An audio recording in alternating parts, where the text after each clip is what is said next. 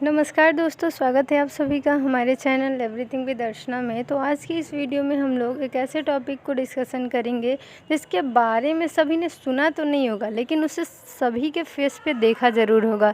तो ये हमारे चेहरे से जुड़ी, यानी हमारे चेहरे में नाक से जुड़ी एक बीमारी के बारे में वीडियो है, जिसको सुनकर देखकर आपको थोड़ा इंटरेस्टिंग लगेगा और पढ़कर तो मज़ा आ जाएगा।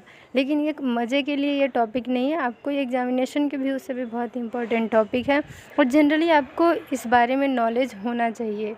तो चलिए हम लोग समझते हैं कि डेविएटेड नेजल सेप्टम होता क्या है।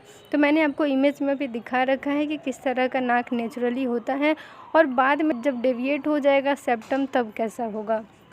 तो क्या है कि हमारा नाक के बीच में आपने एक देखा होगा, दो होल है, दो बिल है हमारे नाक में, उसके बीच में एक दीवार है समझिए, ठीक है, जो कि बोन कार्टिलेज ऐसी बना हुआ है, कार्टिलेजेज का बना हुआ है। ये क्या करता है, तो ये सेप्टम है, यानी दोनों एयरवे और दोनों नॉस्ट्रिल्स के बीच में ये पार्टीशन बनाता है, यानी दोनों को अलग करता है। तो वो हमारा सेप्टम है। तो नेजल सेप्टम क्या है, जो कि दोनों नॉस्ट्रिल्स के बीच में पार्टीशन बनाता है, यानी सेपरेट करता है उनको, ठीक है। तो डेविएटेड कब होगा, यानी ये जो सेप्टम है जो कि बीच में है, हमेशा ये बीच में होना चाहिए, सेंटर में होना चाहिए, लेकिन ये जब डेविएट कर जाए, यानी दोनों तरफ छेद है, उसमें से किसी एक साइड में, दाएं या बाएं किसी साइड में वो डिसलोकेट हो जाए, यानी वो क्या हो जाए, डिस्प्लेसमेंट उसका हो जाए, तो वो क्या होगा, वो हमारा डेविएटेड नेजल सेप्टम होगा। Sideways displacement of the wall between the nostrils, यानी दोनों नॉस्ट्रिल्स हैं, दोनों जो होल हैं हमारे नाक के, वो नॉस्ट्रिल्स कहे जाते हैं। तो ये जो दोनों नॉस्ट्रिल्स हैं, तो जो हमारा सेप्टम है बीच में, वो दाएं साइड या बाएं साइड डिसलोकेट हो जाए, यानी डिस्प्लेसमेंट उसका हो जाए, तो उसे हम लोग कहेंगे डेविएटेड नेजल सेप्टम। और nose injury is a common cause of septum deviation. ये सेप्टम डेविएशन का सबसे मेन जो कारण है वो है नोज इंजरी। कहीं गिर जाते हैं, कहीं कोई ट्रॉमा हो जाता है, कहीं चोट लग जाता है, तो हमारे नाक पे अगर चोट आ गई तो डेविएट हो सकता है सेप्टम। और deviated septum occurs when the thin wall, यानी जो नेजल सेप्टम है, जो पतली सी दीवार है हमारे दोनों होल के बीच में नाक के, between your nasal passages is displaced to one side, यानी ये जो सेप्टम है वो क्या होता है, डेविएट कर जाता है हमारे नाक के दोनों चैम्बर में से किसी एक चैम्बर के साइड में। कभी कभी ऐसा होता है कि ये ऐसी कंडीशन हो जाती है कि ये दोनों साइड ऑब्स्ट्रक्शन करता है, ठीक है। अब हम लोग देखेंगे इसका कारण क्या है। डेविएटेड नेजल सेप्टम होने का कई कारण हैं। एक हो सकता है कंजेनाइटल, बाय बर्थ वैसा है, ठीक है, मैंने जन्मजात वैसा है शरीर में। उसके बाद दूसरा है हेरिडेटरी, यानी मम्मी पापा दादा परदादा के नाक टेढ़े हैं तो आपका भी नाक टेढ़ा ही हो, वो डेविएटेड है, यानी सेप्टम डेविएटेड ही है सबका, सबका जो है टेढ़ा मेढ़ा नाक है। तो वो क्या है, जन्मजात है, वो क्या है, वो जीन में है, जीन से ट्रांसफ़र हो रहा है, मम्मी पापा में जो था वही आप में भी ट्रांसफ़र हुआ, तो वो हेरिडेटरी है, ठीक है, यानी हेरिडिटी उसे कहते हैं। नेजल पॉलिप, यानी नाक में कोई छोटा सा गांठ बन रहा है, कोई पॉलिप, कोई लंप, कोई मांस बन रहा है, तो उसके कारण भी डेविएशन हो सकता है। दूसरा ट्रॉमेटिक इंजरी, चोट लग गई नाक पे, बहुत ही भयंकर चोट, तो उससे सेप्टम पे डिफेक्ट आएगा, वो टेढ़ा मेढ़ा हो सकता है। और इससे क्या होगा, ऑब्स्ट्रक्शन करेगा, हमारे जो एयरवे हैं, हमारा जो नॉस्ट्रिल्स है उसमें ऑब्स्ट्रक्शन कर देगा, तो हमें सांस लेने में दिक्कत होगी, काफ़ी परेशानी होगी। और इसका अगर हम लोग इंसिडेंस देखें वर्ल्ड वाइड, तो क्या कहते हैं कि ये ना मेल में ज़्यादा कॉमन है ना फीमेल में, दोनों में हो सकता है, लेकिन 80 to 85% केसेस देखे जाते हैं कि सबके नाक में सेप्टम थोड़ा बहुत टेढ़ा होता है, लेकिन किसी को कोई दिक्कत नहीं होती। जब तक दिक्कत ना हो तब तक ये बीमारी नहीं है, लेकिन जब दिक्कत होना शुरू हो जाए, कुछ डिफ़िकल्टीज होने लगे काम करने में, सांस लेने में, कुछ आपको दिक्कतें होने लगें, तब ये एक बीमारी बन जाती है, ठीक है। यहाँ तक समझ गए आप। कब ये बीमारी बनेगी, तो ये कॉमन सभी में किसी में हो जाता है थोड़ा बहुत, नाक का जो सेप्टम है वो टेढ़ा, लेकिन ये दिक्कत कब करेगा, जब आपको सांस लेने में दिक्कत होगी, आपको नाक से बार बार ब्लीड होने लगेगा, सिर दर्द होगा, सांस लेने में बहुत ज़्यादा ही तकलीफ़ होगी, दर्द होगा, तो उस टाइम जो है आप समझिए कि कुछ ना कुछ दिक्कत है, यानी डेविएटेड नेजल सेप्टम नामक बीमारी है। ठीक है। तो डेविएटेड नेजल सेप्टम जो है वो कुछ प्रकार होते हैं इसके, यानी हम लोग खाने भी कई तरह के खाते हैं, तो उसी तरह से बीमारी भी कई रूप में होती है, कई प्रकार कई तरह की होती हैं। तो ये जो डेविएटेड नेजल सेप्टम है वो मेनली 5 टाइप के हैं। पहला जो है सबसे कॉमन वो है एंटीरियर और कॉर्डल नेजल डिसलोकेशन। इसमें क्या होता है कि जो बीच में दीवार है, दोनों नाक जो होल है हमारे नाक में, उसके बीच में एक दीवार है, थिन मेम्ब्रेन, ठीक है, वो कार्टिलेज से बनी होती है। तो ये क्या है हमारा, ये या तो एक किसी भी एक चैम्बर में, दाएं या बाएं, किसी एक चैम्बर में जाके डिसलोकेट हो जाए तो क्या होगा, तो ये कहलाएगा एंटीरियर नेजल डिसलोकेशन। इसे जनरली हम लोग कैसे देख सकते हैं, आप जो है मरीज़ का, यानी किसी को आपको लग रहा है कि उसका नाक का जो है सेप्टम में थोड़ा टेढ़ा हो गया है और उनको कुछ दिक्कतें भी आ रही हैं, तो हेड टिल्ट बैकवर्ड, यानी आपको माथे को पकड़ के थोड़ा सा पीछे की तरफ धक्का देके और नीचे से देखना है नाक को, तो उससे आपको ये जो सेप्टम है वो थोड़ा सा पता चल जाएगा कि ये टेढ़ा है या नहीं, या फिर ये शिफ्ट हुआ है या नहीं, किसी एक चैम्बर की तरफ ज़्यादा तो नहीं डिसलोकेट हो गया। ये आप हेड टिल्ट बैकवर्ड, यानी हेड जो हमारा हेड है उसको टिल्ट करके आप ये चेक कर सकते हैं। अगर आप सिर को पीछे की तरफ अगर झुका के और चेक करें तो आपको ये दिख जाएगा, ठीक है। आपने कभी देखा होगा कि अगर नाक से खून निकलने लगता है तो आप जो है सिर को पीछे की तरफ कर लेते हैं, तो उसी पोजीशन में आप नाक के इस सेप्टम को भी एग्जामिन कर सकते हैं। अब हमारा दूसरा है सी शेप्ड नेजल डिफॉर्मिटी। इसमें क्या होता है कि हमारा जो सेप्टम है वो कर्व थोड़ा मुड़ जाता है, वो भी किस शेप में, तो सी शेप में, और ये क्या करता है, ये ऑब्स्ट्रक्शन कॉज करने लगता है, ठीक है। तो जो सी शेप में सेप्टम मुड़ जाएगा तो उसे सी शेप्ड नेजल डिफॉर्मिटी कहेंगे। और एस शेप्ड में क्या होता है, ये ऐसा डिफॉर्मिटी है जो कि आपके दोनों नॉस्ट्रिल में, यानी दोनों चैम्बर में, दोनों साइड ऑब्स्ट्रक्शन करेगा, यानी कि ये लेफ़्ट और राइट यानी दोनों में, ठीक है, दोनों में ऑब्स्ट्रक्शन करेगा, यानी बाईलेटरल नेजल ऑब्स्ट्रक्शन करेगा। और ये कौन सा शेप बनाएगा, तो एस शेप बनाएगा। इसके बाद आता है, इसके बाद क्या आएगा, तो स्पूर नेजल डिफॉर्मिटी।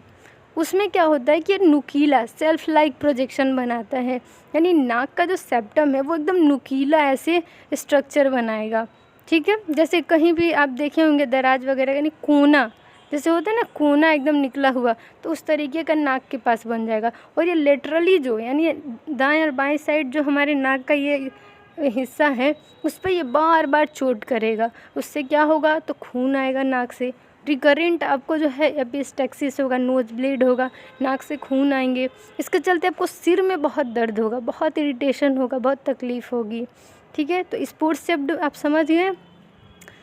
उसके बाद थिकेंड और इम्पैक्टेड आता है, ठीक है, ये नेजल डिफॉर्मिटी है। इसमें क्या होता है कि जो सेप्टम है वो मोटा हो जाता है। अगर किसी भी चीज़ पे ओवर राइडिंग हो जाए, ओवरलोड हो जाए, तो हो सकता है नाक पे बहुत ज़्यादा दबाव पड़ रहा हो, या फिर आपको जो है चोट लग गई और वहाँ पे हीमाटोमा बन गया हो, यानी खून का थक्का जम के और वहाँ पे उसको मोटा कर दिया है। तो इस कारण जो है हमारा क्या होगा, थिकेंड नेजल डिफॉर्मिटी होगा। तो ये कुछ टाइप्स थे हमारे। इसके बाद नेक्स्ट हम लोग देखते हैं कि अगर किसी को डेविएटेड नेजल सेप्टम नामक बीमारी होती है तो कौन कौन से लक्षण आएंगे, यानी साइन एंड सिम्टम्स, जिसे आप क्लिनिकल फीचर्स कह सकते हैं, क्या क्या होंगे। तो पहला होगा कि अगर सांस लेंगे सोने के टाइम में तो आवाज़ आएगी, नॉइजी ब्रीदिंग ड्यूरिंग स्लीप, ठीक है। ऑब्स्ट्रक्शन ऑफ वन और बोथ नॉस्ट्रिल, ये ऑब्स्ट्रक्शन यानी कि अगर आपका एस शेप्ड नेजल डिफॉर्मिटी हो रहा है तो दोनों होल में, दोनों नॉस्ट्रिल में आपका ऑब्स्ट्रक्शन हो रहा है। नोज ब्लीड्स, यानी नाक से खून आ सकते हैं। फेशियल पेन एंड हेडेक, आपको जो है चेहरे में दर्द महसूस होगा, नाक के पास दर्द होगा, आपको जो है सिर में बहुत दर्द होगा, आपको जो है सांस जितने बार ले रहे हैं तो उतने बार आपको पता चलेगा नाक में क्या हो रहा है, वो आपको महसूस होगा, क्योंकि आपका पूरा ध्यान नाक पे है। Awareness of the nasal cycle, यही है, ठीक है। Preference for sleeping on a particular side, यानी कि आपको जिस साइड ऑब्स्ट्रक्शन है ना, आपको उस साइड सोने में बहुत ज़्यादा ही दिक्कत होगी, ठीक है। तो आप क्या करेंगे, ऐसे साइड में सोएंगे जिससे कि आपको खुला महसूस हो और आपको अच्छी सांस आए, ठीक है। आप एक साइड में सोना महसूस करेंगे जिस साइड से आपको एकदम खुला महसूस हो, सांस अच्छी आए।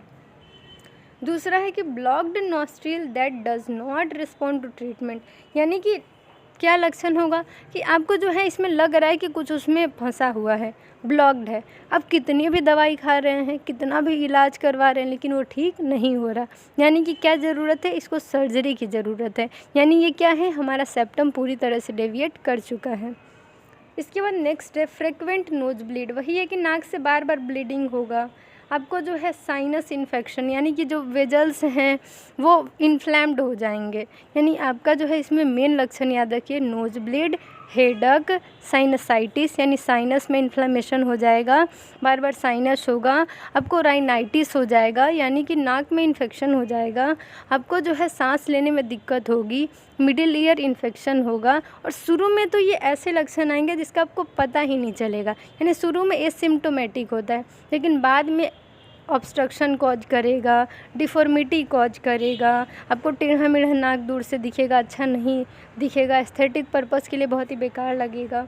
ठीक है। इसके बाद नेक्स्ट हमारा है डायग्नोसिस, यानी कौन कौन सी इन्वेस्टिगेशन और जांचें करवाएंगे। तो पहला है एंटीरियर राइनोस्कोपी। आपको जो है नाक का अच्छे से जांच करवाना होगा, जिसमें कि आप जो हैं एक नेजल कैनुला स्पेक्यूलम होता है, उससे आप जांच करवा सकते हैं। पोस्टीरियर राइनोस्कोपी के लिए इंडोस्कोप होता है, उसके थ्रू जांच करवाया जाता है।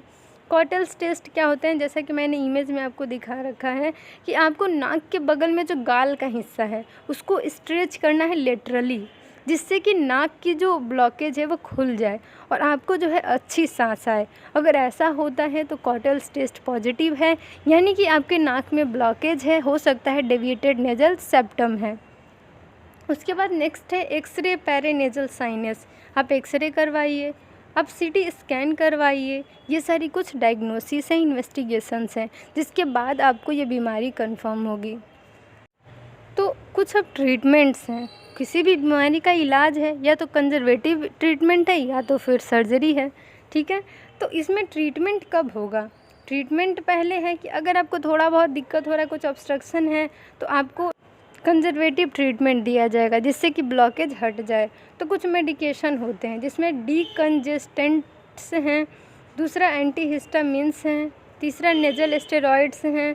आप कुछ एडहेसिव स्ट्रिप यूज कर सकते हैं जिससे कि नेजल जो है ऑब्स्ट्रक्शन जो है वो ओपन हो जाए। आपका सेप्टोप्लास्टी हो सकता है। ठीक है। आपका सब म्यूकोसा रिसेक्शन हो सकता है। आपका जो है सेप्टोप्लास्टी सबसे मेन सर्जरी है इसके लिए, जिसमें कि जो डेविएटेड सेप्टम है उसको स्ट्रेट किया जाता है, सीधा किया जाता है।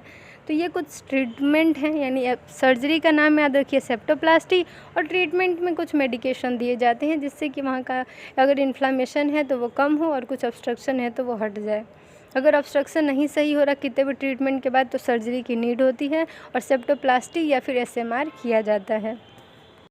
इसके बाद नेक्स्ट हमारा है कि क्या क्या कॉम्प्लिकेशन यानी क्या क्या दिक्कतें हो सकती हैं अगर आप ध्यान ना दें और जल्दी से इस बीमारी को ठीक ना करें। तो पहला है dry mouth due to chronic mouth breathing. आपका जो है क्या होगा कि एकदम मुंह सूखा सूखा लगेगा। वो क्यों? क्योंकि नाक में ऑब्स्ट्रक्शन है तो आप मुंह से सांस लेंगे और इससे आपको अस्थमा भी हो सकता है। कैसे होगा? क्योंकि आप जो है मुँह से सांस ले रहे हैं तो वो फ़िल्टर नहीं हो रहा। नाक से सांस लेते हैं तो नाक में हेयर्स हैं जो कि उसको फ़िल्टर करके भेजते हैं, तो इससे अस्थमा होने के चांसेस हैं। आपके एयरवे में इन्फ्लामेशन यानी इन्फेक्शन हो सकता है। तो अस्थमा याद रखिए, ड्राई माउथ याद रखिए, क्योंकि आप मुंह से सांस ले रहे हैं। इसके बाद नेक्स्ट आपका है डिस्टर्ब्ड स्लीप। अगर आपको ऑब्स्ट्रक्शन होगा, सांस अच्छी नहीं आएगी तो नींद भी पूरा नहीं होगा, आप डिप्रेशन में भी जा सकते हैं। मिडिल ईयर इन्फेक्शन, आपने ऑस्ट्रेचियन ट्यूब का नाम सुना होगा, और ये जो ऑस्ट्रेचियन ट्यूब है वो आपके कान में होती है और कान से आपके फेरिंग्स में एंट्री करती है। तो वो क्या है? थ्रॉट से ईयर का कनेक्शन है। अगर थ्रॉट के लिम्फ नोड्स जो हैं, लिम्फ वेजल्स जो हैं, वहाँ इन्फ्लामेशन हो जाएगा तो आपको दिक्कत होगी। तो ये हमारा क्या है? मिडिल ईयर इन्फेक्शन है। आपको कान में भी तो दिक्कत हो सकती है, इन्फेक्शन हो यहाँ से फैल सकता है। रिकरेंट साइनसाइटिस, आपको बार बार साइनस होगा। ठीक है। और आपको एट्रोफिक राइनाइटिस यानी नेजल ड्राइनेस होगा, नाक सूखा सूखा लगेगा, पपड़ी भी छूटने लगेगी, यानी कुछ दिक्कतें होंगी आपको जो कि बहुत ज़्यादा ही सीरियस होंगी। आपका जो है डिफॉर्मिटी भी हो सकता है, नाक का एकदम ही टेढ़ापन होना या फिर कैसा भी नाक का स्ट्रक्चर हो जाएगा जो कि अच्छा देखने में नहीं लगेगा। इसके बाद नेक्स्ट हमारा है वियर अ हेलमेट और अ मिड फेस मास्क। आप जो है हेलमेट पहनिए, मास्क पहनिए, फेस मास्क, जिससे कि आपको जो है डायरेक्ट नोज पे चोट ना हो, कोई ट्रॉमा ना हो। इसके बाद है when playing contact sports such as football and volleyball. आप कहीं यात्रा कर रहे हैं, कहीं जा रहे हैं, गाड़ी वगैरह भी चला रहे हैं, फिर भी आप हेलमेट पहन के चलिए। आप अपनी सेफ्टी का ध्यान रखिए। आप कोई स्पोर्ट्स में कुछ खेल रहे हैं, फुटबॉल, वॉलीबॉल, क्रिकेट, कुछ भी, जिससे आपको चोट लगने का डर है, तो आप अपना बचाव करिए ना। उससे आपको होगा ही नहीं, ना इंजरी होगी, ना आपका डेविएशन होगा सेप्टम का। नेक्स्ट है कि आप जो है सीट बेल्ट पहनकर राइडिंग करिए। अगर आप गाड़ी चला रहे हैं तो सीट बेल्ट का ध्यान रखिए, जिससे कि आपको नाक में कोई ट्रॉमा ना हो और आपको कोई दिक्कत ना हो आगे चल के। तो ये छोटा सा वीडियो अब यहीं पे एंड करते हैं, और आई होप ये टॉपिक आप लोग के लिए काफ़ी इंपॉर्टेंट हुआ होगा। और आप अपना ध्यान रखिए इसी तरीके से, क्योंकि नाक का टेढ़ा होना किसी को पसंद नहीं होगा। तो आप जो है अपना केयर करिए और ये सारे प्रिवेंशन को आप ध्यान में रखिए। तो thank you for watching my video. अगर आप चैनल पर नए हैं तो अभी ही चैनल को सब्सक्राइब कर लीजिए और बेल आइकन को प्रेस कर लीजिए, ताकि आपको सारी लेटेस्ट वीडियो की अपडेट्स मिलती रहें। और अगर किसी टॉपिक पे आपको वीडियो चाहिए तो आप कमेंट सेक्शन में कमेंट कर सकते हैं। और प्लीज़ अपना प्यार और सपोर्ट चैनल पे बनाए रखिए, और ज़्यादा से ज़्यादा स्टूडेंट्स को, बच्चों को, बड़ों को शेयर